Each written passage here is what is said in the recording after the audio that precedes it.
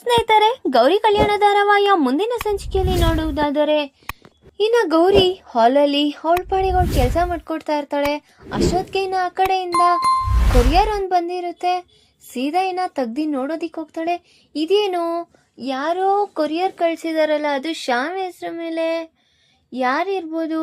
ಈ ಕೊರಿಯರ್ ಜೊತೆ ಮತ್ತೆ ಒಂದು ಹೂವು ಬೇರೆ ಕಳ್ಸಿದಾರೆ, ಮುದ್ದಾಗಿರೋ ಹೂವು ಅಂತ ಯೋಚನೆ ಮಾಡ್ತಾ ಸೀದಾ ಇನ್ನ ಬರ್ತಾ ಇರ್ತಾಳೆ. ಆಗ ಅಲ್ಲೆಲ್ಲರೂ ಇದ್ದವರು ಶ್ಯಾಮ್ಗೆ ಲೆಟರ. ಅಯ್ಯೋ ಅತ್ಗೆ, ನೀವ್ ಯಾಕೆ ಓಪನ್ ಮಾಡ್ತಿದ್ದೀರಾ? ನಂದಲ್ವಾ ಲೆಟರ್, ನಾನ್ ನೋಡ್ತೀನಿ ಬಿಡಿ ಅತ್ಗೆ ಅಂತ ಹೇಳ್ತಾ ಇನ್ನ ಶ್ಯಾಮ್ ಬರ್ತಿದಂಗೆ, ಅಯ್ಯೋ ಬಿಡಿ ಶ್ಯಾಮ್, ಯಾರೋ ನಿಮ್ ಅಭಿಮಾನಿ ಏನೋ ನಿಮ್ಗೋಸ್ಕರ ಕವಿತೆನೋ ಏನೋ ಬರ್ದಿ ಕಳ್ಸಿರ್ಬೇಕನ್ಸುತ್ತೆ, ಅದಕ್ಕೆ ನಾನ್ ನೋಡೋ ಗಂಟ ಬಿಡೋದಿಲ್ಲಪ್ಪ ಅಂತ ಹೇಳಿ ಇನ್ನ ಶ್ಯಾಮ್ನ ಆಟ ಆಡಿಸ್ತಾ ಇರ್ತಾಳೆ. ನೋಡಿದ್ರೆ ಮನೆಯವ್ರಿಗೆಲ್ಲರಿಗೂ ಸಹ ತುಂಬಾ ಖುಷಿ ಆಗ್ತಾ ಇರುತ್ತೆ. ಈ ಕಡೆ ಸರಿತಾ ಅವ್ರಿಗೆ, ಏನಪ್ಪ ಇವಳು ಈ ರೀತಿ ಆಡ್ತಿದ್ದಾಳೆ, ಅಲ್ಲ ಅವನೇನೋ ಅಂದ್ರೆ ಇವಳುನು ಅವನ ಜೊತೆ ಸೇರಿ ಆಟ ಆಡ್ತಿದ್ದಾಳಲ್ಲ, ಏನಾದ್ರೂ ಒಂದು ಗತಿ ಮಾಡ್ಬೇಕು ಅಂತ ಸರಿತಾ ಅವ್ರು ಯೋಚನೆ ಮಾಡ್ತಾ ಇರ್ತಾರೆ. ಇನ್ನು ಈ ಕಡೆ ನೋಡಿದ್ರೆ ಆಶಾ ಅವರು ತುಂಬಾ ಖುಷಿಯಾಗಿ ಅವ್ರ ಅತ್ತಿಗೆ ಜೊತೆ ಅವನು ಆಟ ಆಡ್ತಿದ್ದೆ ನೋಡಿ ತುಂಬಾ ಖುಷಿ ಪಡ್ತಾ ಇರ್ತಾರೆ. ಇನ್ನ ಅವರೆಲ್ಲರೂ ಸಹ ಇನ್ನು ಅಷ್ಟೊತ್ತಿಗೆ ಇನ್ನೇನ್ ನೋಡ್ಬೇಕು ಅನ್ನೋಷ್ಟರಲ್ಲಿ ಓಪನ್ ಮಾಡ್ತಾ ಇರ್ತಾರೆ. ಅದ್ಗೆ ಅದ್ ನಾನೇ ಓದ್ತೀನಿ, ನನಗೋಸ್ಕರ ಕಳ್ಸಿದ್ದಾರೆ ಅಲ್ವಾ, ಅಯ್ಯೋ ಬಿಡಿ, ನೀವೇನಷ್ಟು ಡಿಸಪಾಯಿಂಟ್ ಮಾಡ್ಕೊಳ್ಬೇಡಿ, ನಾನೇನೋ ಆ ರೀತಿ ತೆಗ್ದಿ ಓದಲ್ಲ, ನಾನೇನೋ ನಿಮ್ಗೆ ಆಟ ಆಡ್ಸಕ್ ಹಂಗ್ ಮಾಡ್ದೆ ಅಂತ ಗೌರಿ ಹೇಳ್ತಾ ಇರ್ತಾಳೆ.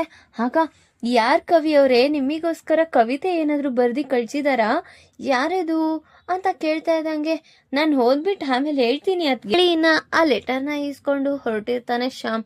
ಇನ್ ಈ ಕಡೆ ನೋಡಿದ್ರೆ ಅವರ ಅಮ್ಮ ಅವ್ರ ಗೊತ್ತಿರೋರ್ ಮನೆಗೆ ಹೋಗಿ, ಅಕ್ಕ ಹೇಗಿದ್ರು ನೀವು ಚೀಟಿ ವ್ಯವಹಾರ ಮಾಡ್ತಾ ಇದ್ದೀರಲ್ಲ, ನಂದು ಒಂದು ಚೀಟಿ ಹಾಕಿ ಅದ್ರ ಜೊತೆ ಫಸ್ಟ್ ಚೀಟಿ ನಾನೇ ಅಮೌಂಟ್ ಎತ್ಕೊಂಡ್ಬಿಡ್ತೀನಿ ಅಂತ ಕೇಳ್ತಾ ಇರ್ತಾರೆ. ಯಾಕಮ್ಮ ಏನ್ ಹೇಳ್ತಿದ್ಯಾ?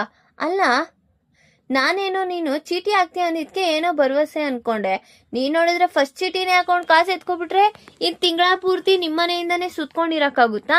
ಬೇಡ ಕಣಮ್ಮ ಅಂತ ಹೇಳ್ತಾ ಇನ್ನ ಕಾಂತಾಗೆ ತುಂಬಾ ಒರಟಾಗಿ ಮಾತಾಡ್ತಾ ಇರ್ತಾರೆ ಅವರು. ಅದನ್ನ ನೋಡಿ ಚಿನ್ನಗೂ ಸಹ ತಡ್ಕೊಳಕ್ ಆಗ್ದಿರಾ, ಅಮ್ಮ ನೀನ್ ಯಾಕೆ ಅವ್ರ ಹತ್ರ ಕೇಸ್ ಕೇಳ್ತಿದ್ಯಾ? ಬೇಡ ಬಾ, ಅವ್ರ ಹತ್ರ ಚೀಟಿ ಹಾಕೋದು ಒಂದೇ, ಹಾಕ್ತಾ ಇರೋದು ಒಂದೇ, ಆ ವಂಟಿನೇ ಫಸ್ಟ್ ನೆಟ್ಟಿಗಿಲ್ಲ ಅಂತ ಹೇಳ್ತಾ ಇರ್ತಾಳೆ. ಯಾಕೆ ಆ ರೀತಿ ಮಾತಾಡ್ತಿದ್ಯಾ? ಬೇರೆಯವ್ರ ಬಗ್ಗೆ ಆ ರೀತಿ ಮಾತಾಡ್ಬಾರ್ದು ಕಣೆ ಅಂತ ಹೇಳ್ತಿರ್ತಾರೆ. ಅಯ್ಯೋ ಅಮ್ಮ, ನನಗೊತ್ತಾ ನಿನಗೊತ್ತಾ, ಮೊನ್ನೆ ಈ ವಂಟಿ ಯಾವ್ದೋ ಅಂಕಲ್ ಜೊತೆ ಫಿಲಮ್ಗೆ ಹೋಗಿದ್ರು, ಅಲ್ಲಿ ನಾನು ನೋಡ್ದೆ ಅಂತ ಏನೇ ಹೇಳ್ತಿದ್ಯಾ?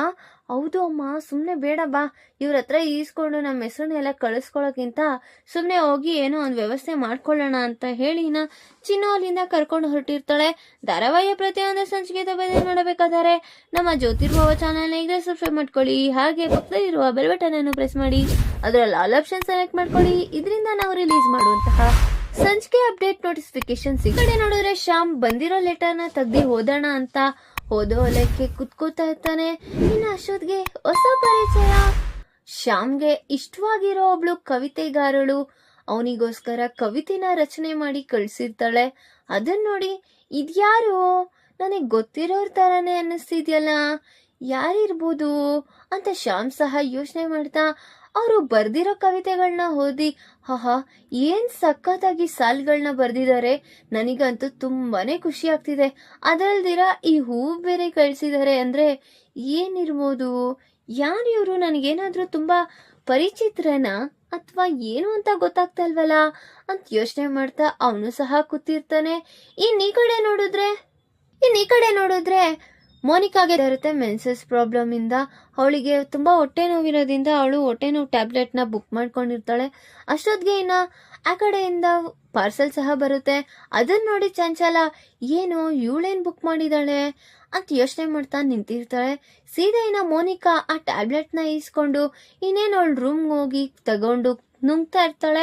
ಇನ್ನ ನುಂಗ್ಬಿಟ್ಟು ಇನ್ನೇನು ಕೆಲಸ ಇದೆಯಾ ಅಂತ ಅಲ್ಲಿಂದ ಹೊರಟ್ರೆ ಚಂಚಲ ಪಟ್ಬಿಡ್ದಿರಂಗೆ ತಕ್ಷಣ ಓಡೋಗಿ ಆ ಟ್ಯಾಬ್ಲೆಟ್ಸ್ ಏನ್ ಟ್ಯಾಬ್ಲೆಟ್ಸು ಅಂತ ಕ್ಯೂರಿಯಾಸಿಟಿಯಿಂದ ನೋಡಿದ್ರೆ ಇದೇನು ಮೆನ್ಸಸ್ ಪ್ರಾಬ್ಲಮ್ ಅಲ್ಲಿ ಹೊಟ್ಟೆ ನೋವಿದಾಗ ಹಾಕೊಳ್ಳೋ ಟ್ಯಾಬ್ಲೆಟ್ ಅಲ್ವಾ, ಇವಳು ಯಾಕೆ ಹಾಕೋತಿದ್ದಾಳೆ, ಇವಳು ಹಾಗಾದ್ರೆ ಗರ್ಭಿಣಿ ಅಲ್ವಾ, ಏನ್ ಕತೆ ಅಂತ ಯೋಚನೆ ಮಾಡ್ತಾ ಆ ಟ್ಯಾಬ್ಲೆಟ್ ಡಬ್ಬನೇ ಎತ್ಕೊಂಡು ಇನ್ನ ಹೊರಗೆ ಬರ್ತಾ ಇರ್ತಾಳೆ. ಆಗ ಅಷ್ಟೊತ್ತಿಗೆ ಇನ್ನ ಬರ್ತಾ ಇದ್ದಂಗೆ, ಏ ಅನಿಕೇತ್, ನಿನ್ ಹೆಂಡತಿ ಪ್ರೆಗ್ನೆಂಟೋ ಇಲ್ಲ ಅಂತ ನಿನಗಿನ್ನ ಗೊತ್ತಿಲ್ವೇನೋ, ಯಾಕೆ ಮಾಮ್ ಏನಾಯ್ತು? ಅಲ್ಲ ಇದು ಹೊಟ್ಟೆ ನೋವು ಬಂದಾಗ ಟ್ಯಾಬ್ಲೆಟ್ ತಗೊಳ್ಳೋದು. ಇವಳು ಏನಾದ್ರೂ ನಮ್ಮ ಹತ್ರ ನಾಟಕ ಆಡ್ತಿದ್ದಾಳ ಏನ್ ಕತೆ ಅಂತ ಯೋಚನೆ ಮಾಡ್ತಾ ಇರ್ತಾರೆ. ಇನ್ನು ಅಷ್ಟೊತ್ತಿಗೆ ಮೋನಿಕಾ ಅವ್ರ ಕೈಯಲ್ಲಿ ಟ್ಯಾಬ್ಲೆಟ್ಸ್ ಇದ್ದಿದ್ ನೋಡಿ, ಏನು ಇವ್ರ ಕೈಯಲ್ಲಿ ಟ್ಯಾಬ್ಲೆಟ್ಸ್ ಇದೆ, ಏನ್ ಮಾಡೋದೀಗ ಅಂತ ಯೋಚನೆ ಮಾಡ್ತಾ ಇರ್ತಾರೆ. ಸೀದಾ ಅನಿಕೇತ್ ಇಲ್ಲಿ ಬಾ ಮೋನಿಕಾ ಇಲ್ಲಿ. ಹಾ ಏನಿದು ಟ್ಯಾಬ್ಲೆಟ್ಸ್?